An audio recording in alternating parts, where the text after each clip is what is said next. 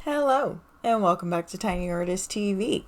For today's color palette challenge video, if you missed my last little addendum, sharp eyes will notice that there's a new little player on the field here. So while condensing this down, I noticed a little mistake in my chart and ended up having to add an extra color palette in. That shouldn't change the results of anything because at this point we haven't gotten number 77. If I had, I would have noticed this sooner. But neither here nor there. Let's go ahead and roll today's colors. And today's, well, not just this one. So for the next 10, because I won't be doing the color palette challenge in October, I'll be doing a different set of, or a different series of videos. I want to make these, or try to make these, spooky little guys. So let's go ahead and go to the random number generator and see what I get for today. Alright, so first up, number 115. Now see, after last time I have some trust issues, and I think I am going to actually go ahead and condense what I have left into a differently numbered set of colors, but we have Mango Smoothie, an appropriately autumnal color set. And let's do these in orange. Yeah, that works. Alright, and I'm going to be doing 10 of these all together, but I think I'll do 3, 3, 2, and 2. We'll see how that works. I might end up trying to do 4 and 4, but let's see how long a video of 3 is first. Alright, 78. Okay, yeah, we just did 78 with the Antique Armor. 104, Electric Tiger. That's going to be interesting to change into something spooky. And the last one for today's video is 31. No, it's not. Let's see.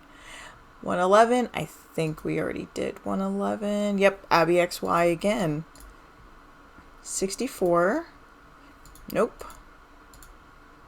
15. 15. Okay.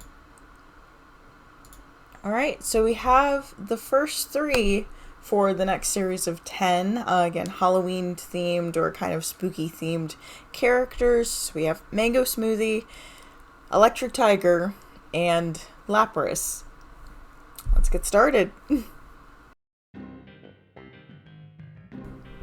So because this color palette was basically pumpkin coated, I already had an idea in mind.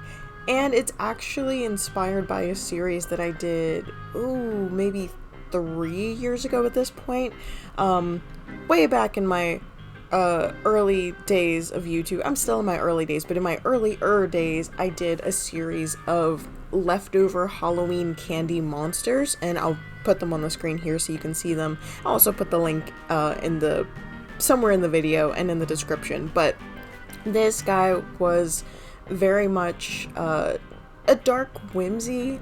So he's not obviously leftover Halloween candy, but he is the pumpkin that you forgot to take off of your porch after Halloween night, and something has come to live inside of him. In retrospect, I could have made a more complicated character, but I mean, that's true of any of the color palettes. Like, it's just 5, sometimes 6 colors, and I can do whatever I want with them. But I just wanted to do a simpler character because that's just what was inspired. It's a simple color palette, and I think if I was going to redo this color palette, I would do something like a dark pumpkin jester, something tall and lanky, kind of like a Jack Skellington type, with the pumpkin head, and maybe some sort of like sword or mace, or like something that still gives off cute, retro, but menacing in some way. Like in this way, the way I made it menacing was how the eyes are in the mouth and not in the eyes themselves. And then of course the root tendrils that are forming a claw. So yeah, there's hundreds of different designs that I could have done, but this is what I stuck with, and I'm really happy with it. I actually am thinking of maybe doing prints of this one, and if I do, I have a little bit at the end to kind of give an example of what it would look like. It wouldn't have the extra watermarks or the color palette, it would just be the character, so I'll show you what that looks like at the end of the video. But for now, we're moving on to the next character, or the next color palette, which is Lapras. Now for this one, I actually did end up doing 2 passes for the character, 2 complete passes actually.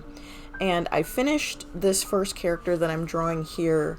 Again, sort of a dark whimsy in the vein of Tim Burton, Henry Selick, Coraline, which, I mean, he directed Coraline, so he also directed Nightmare Before Christmas. But this sort of gaunt ghost, I've actually affectionately named her Will-O-Wisp. If you know what a Will-O-Wisp is, it's basically a wandering little orb of a spirit that goes around causing mischief. But she's not mischievous. She's actually not fully aware that she has passed on, and she wanders the halls of her manor looking for a way out. But the doors never open because she can't open them. She just sort of seamlessly passes through, but because she is bound to the house, she can't leave, unfortunately. So she just wanders around in her nightgown with her lantern, and these little other spirits follow her and keep her company, along with the spider that's on her lantern. And coming back to Tim Burton, those of you who are familiar with his work may have spotted that between not only the character design but the music choice, this character is very heavily inspired by Corpse Bride specifically, so there's that.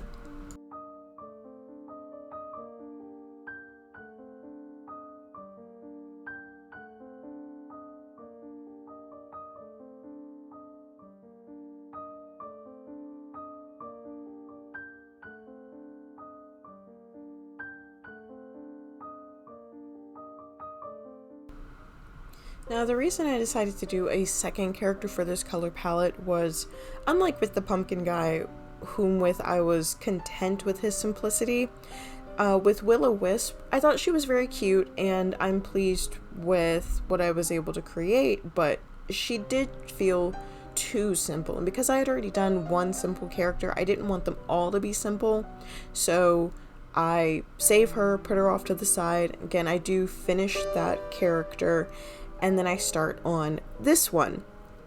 Now, looking at this color palette, it's very pastel. I had 2 pastel palettes to work with, and pastel and spooky don't always work together the way you think they would. So for this character, I guess I kind of had to tap into like sort of a late 70s, early 80s, like those old animated movies that were like for kids but like had some really scary stuff in them, so it wasn't like really for kids. So with that in mind, I came up with a witch, and initially of course I did have the canvas flipped, but then I remembered, oh, witch lore, witches are typically, or at least according to lore, left-handed. Sorry to all my lefties out there, but that was apparently one of the ways to detect if you were a witch or working with the devil, was if you were a lefty. So I flipped the line art and make her casting her magic with her left hand instead of her right hand. And I figured I could keep the skin blue because that's the only way that she would be remotely scary or spooky or supernatural, because if I made her skin that weird orangey like sandy color, it wouldn't look right. So I gave her blue skin, and then of course everything else is just this very muted Arthurian aesthetic. And I mean, I think you can kind of see, those of you who are familiar with this art style can kind of see what I'm talking about with like the late 70s, early 80s good but uncanny sort of feeling about the character. Or at least that's what I tried to go for, and I think I was able to achieve that. Again, this color palette was interesting to turn into something that is intended to evoke a feeling of fear or unease. So let me know how you think I did in the comments, of course, because I don't know unless I get feedback. Now granted, I can have my own opinions of my work, but if I'm going for a specific goal, I won't know how it's received unless I get feedback. So let me know. Well, that is it for today's video. I hope you guys have enjoyed this next installment of the 115 Character Creation Challenge, Spooky Edition. But I will see you guys in the next video. Until then, have a weird day.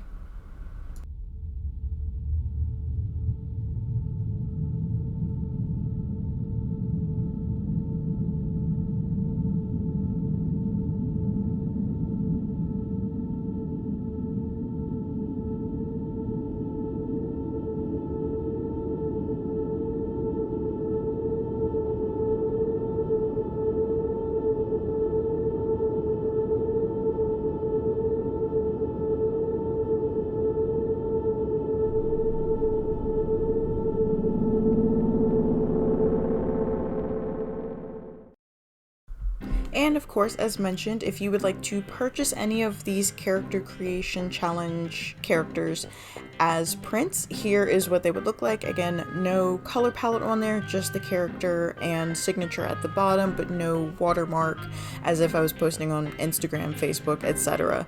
So yeah, see you guys in the next video.